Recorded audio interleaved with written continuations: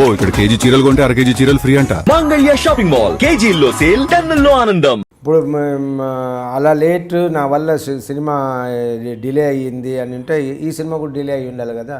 అవును. ఇది గరుడవేగ ఇది యాక్చువల్గా చూడకపోతే 1 year స్పాన్లో తీశారు. 93 days shooting days, number of days. But Praveen Sattar గారు ఎక్కడ ఫీల్ అవ్వలే. ఎక్కడైనా ఫీల్ అయ్యి ఉండొచ్చు ఎప్పుడైనా. ఏంటి 5 minutes 10 minutes నేను అది కూడా ఈ సినిమా వరకు నేను చెప్పిన టైంకి ఎక్కడ తక్కువ వెళ్ళలే. నేను వస్తాను ఒప్పుకున్న టైంకి నేను వెళ్ళుంటే 10 నిమిషాలు 15 నిమిషాలు అయ్యి ఉండొచ్చు. బట్ ఉన్నా కూడా నేను నాతో సినిమా చేసే వాళ్ళకి ఇది తెలుసు. ఇప్పుడు కోడి రామకృష్ణ గారికో, ముత్యాల సుబ్బయ్య గారికో, లేదు పిన్సెట్టి రవిరాజు గారికో అందరికీ తెలుసు. కానీ అది నా వల్ల షూటింగ్ నేను వచ్చేందుకు ముందు మిగిలిన షార్ట్స్ అంతా నేను లేని షార్ట్స్ అంతా తీసుకుంటారు. అలాగే జరుగుతూ ఉంటాయి. భరద్వాజ గారు అలా చెప్పడం చాలా చాలా తప్పు. నేను ఆ విషయం మాత్రం నాకు ఇంకా మనసులో ఉంది. అది ఆయన నిజంగా ఆయన మనసులో చేయి పెట్టి మాట్లాడితే అలా మాట్లాడరు. ఆయనకి మంట. నా డబ్బు దగ్గర 30 లక్షలు నన్ను ఏమార్చొద్దాం అనుకున్నారు. అది కుదరలేదు. దాంట్లో వచ్చిన మంటలు మాట్లాడేశారు అంతే. ఎవరు ఏంటని ఎవరు చెప్పక్కర్లేదు sir. Time will always tell. మేము బాగానే ఉన్నాం. ఇదైతే నేను చెప్పాలి ఇక్కడ, నువ్వు అక్కడ చెప్తూ ఉంటే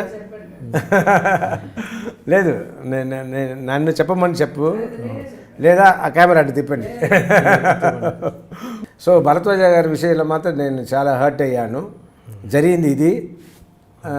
ఆయన హర్ట్ అయ్యింది డబ్బు నన్ను ఏమార్చలేకపోయామని. ఆ తర్వాత సత్యారెడ్డిని కూడా తిట్టారంట.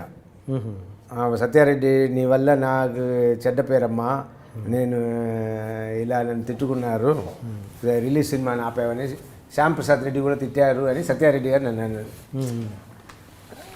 తర్వాత చెప్తూ ఉన్నారు. బట్ ఇప్పుడు సత్యారెడ్డి గారు ఉంటే ఆయన చెప్పి ఉంటారు. ఈ సినిమా విషయంలో గరుడవేగ దాంట్లో చివరిలో ఎండింగ్లో Part 2కి లీడ్ లాగా ఇచ్చినట్టున్నారు. ఇది Part 2కి లీడ్ లాగా ఇచ్చినట్టు. అవును. యాక్చువల్లీ ప్రవీణ్ సత్తార్ గారు Part 2 తీద్దామన్న ఐడియాతోనే ఎండింగ్ కూడా అలా చేశారు. Part 2 తీయబోతున్నాము. బట్ వెంటనే కాకపోవచ్చు. ఒక సినిమా నేను బయట చేసుకుని, ప్రవీణ్ సత్తారు బయట చేసుకుని తర్వాత చేద్దామని అనుకున్నాం. కానీ వెబ్లో ఒక న్యూస్ వచ్చింది, Part 2లో రాజశేఖర్ గారు ఉండకపోవచ్చు, బాలయ్య బాబు ఉండొచ్చు అని. అది ఉంటే తప్పే ఉంది. అది మీ దాకా వచ్చిందా అని నేను అడుగుతాను. లే అలా ఉండదు. ఎందుకంటే ఇలా కూడా మాట్లాడుతున్నారనేది చూస్తే నవ్వు వస్తుంది. బాలయ్య గారిని యాక్ట్ చేద్దాం, మన ఇద్దరు కలిసి యాక్ట్ చేద్దాం అని చెప్పింది నేనే. ఓకే, అన్నారు ఆ రోజు. నేనే అన్నాను. నేనే మళ్ళీ మైక్లో కమిట్ చేసి మాట్లాడాను. ఇది కింద ఫస్ట్ మేమిద్దరు పక్క కూర్చొని ట్రైలర్ ఆయన రిలీజ్ చేసి చూసేటప్పుడు నన్ను బాగా అభినందిస్తూ ఉన్నారు.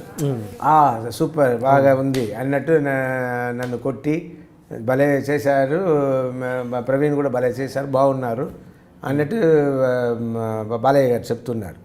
చెప్పేసి ఆయన దగ్గర అప్పుడు మన ఇద్దరు కలిసి ప్రవీణ్ సత్తార్ సినిమా చేద్దామా సార్ అని అడిగాను. అడిగితే ఓకే బ్రదర్ చేద్దామని ఆయన అన్నారు. తర్వాత కింద వచ్చి వేరే నేను ఏదో చెప్పాలనుకున్నానంటే ఇదే కదా అన్నట్టు నేనే సరదాగా చెప్పాను. చెప్పిన తర్వాత ఆయన నవ్వుకుని ఎస్ చేద్దాం అన్నట్టు చెప్పారు. ఇప్పుడు ఈయనంట గరుడవేగ Part 2 నేను ఉండనంట, బాలయ్య మాత్రం ఉంటారంట. సరే పర్వాలేదు. బాలయ్య బాబు గారు మీరు చేస్తే ఇద్దరు చిన్నపిల్లలు చేసినట్టు ఉంటుంది సినిమా. కరెక్టే. బోలా శంకర్లే కదా, ఇద్దరు బోలా శంకర్లో. యాక్చువల్గా నాకు మన చిరంజీవి గారితో స్నేహం కోసం అడిగాను. విజయ్ కుమార్ క్యారెక్టర్ నేను చేస్తానని అడిగాను. చిరంజీవి గారు అప్పుడు ఏమన్నారు, లేదు రాజశేఖర్ నువ్వు వయసు కొంచెం చిన్నవాడి కాబట్టి సూట్ అవ్వకపోవచ్చు అన్నారు. కరెక్టే అని. సో బాలయ్య కూడా మొన్న బాలయ్య అడిగారు, మన కేఎస్ రవికుమార్తో ఇప్పుడు సినిమా చేస్తున్నారు కదా, దాంట్లో అడిగారు. బాలయ్య బాబు గారు కూడా బ్రదర్ నీకేం కావాలో చెప్పి మన ఈ 5 సీట్స్ కూడా ఈక్వల్గా పెట్టుకుంటాం, నో ప్రాబ్లం అన్నట్టు ఆయన బాగా ఎంకరేజ్ చేసి చెప్పారు. బట్ నేను బాలయ్య చేయాల్సిన ఫస్ట్ సినిమా అది కాదు, అది దానికంటే బెటర్ సినిమా మేము చేయాలి. సో మనం వేరే సినిమా ఏదైనా చేద్దాం సార్ అని మాట్లాడుకున్నాం. Okay, good good.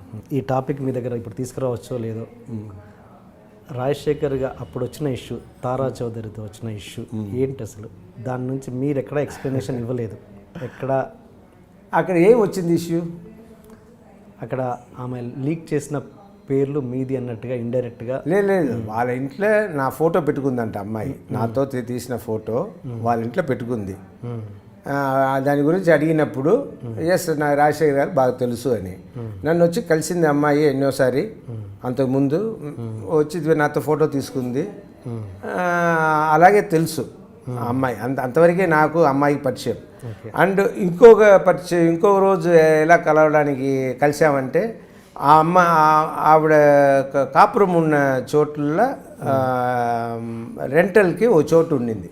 ఓకే, అదే బిల్డింగ్లో వేరే అనదర్ పోర్షన్. ఆ పోర్షన్ రెంటల్కి నేను జీవిత వెళ్ళినప్పుడే ఆ అమ్మాయిని మళ్ళీ అక్కడ కలవడం జరిగింది. అమ్మాయి అదే పక్క పోర్షన్లో అమ్మాయి ఉండింది. సో అలా కలిసి అంతవరకు కలిసినామంతవరకు ఇంకేం లేదు.